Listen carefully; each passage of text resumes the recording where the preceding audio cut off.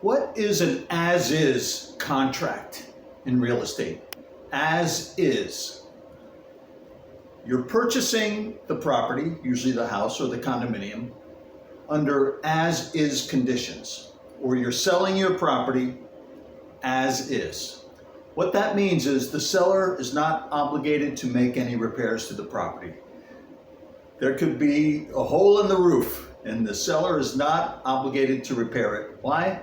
Because the buyer is accepting this property in as-is condition. Now, the contract, the as-is contract, is fair for the buyer and the seller, both. It's fair for the buyer because after he or she puts in their contract agreement and everything is signed, they have the opportunity to inspect the property. After the inspection, they can walk away if they want to. Actually, the truth is these as-is contracts, most of them state that the buyer can walk away for any reason during the cancellation period. The cancellation period is negotiated at the same time when the price is being negotiated. The price and the terms are all negotiated, and one of those terms is the cancellation period. Most buyers want 10 days to do their inspections, which is fair. If the buyer would like to try and make their offer more attractive to the seller, he or she could offer to complete those inspections within 3 days or 5 days. This makes the seller happy because then they know if the deal is going through or not. Again, that cancellation period, also sometimes referred to as the inspection period, during that time, the buyer can walk away and get their deposit back 100%. So the as-is contract is fair for the buyer. It's also fair for the seller because they don't want to fix things in most cases. Now, sometimes that also can be negotiated between the buyer and the seller. For instance, there's an inspection. The inspector finds out that the air conditioning unit is on its last legs and it's going to cost $5,000 to replace, possibly.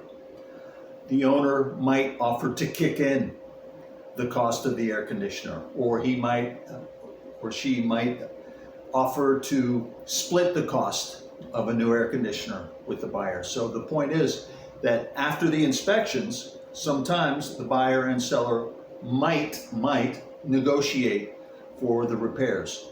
Sometimes the seller will just go ahead and make the repair, just to give the buyer some peace of mind and to show good faith. After all, $500,000 property, spending $5,000 on an air conditioning unit might seem very agreeable for the seller. They might say, sure, I'll replace that.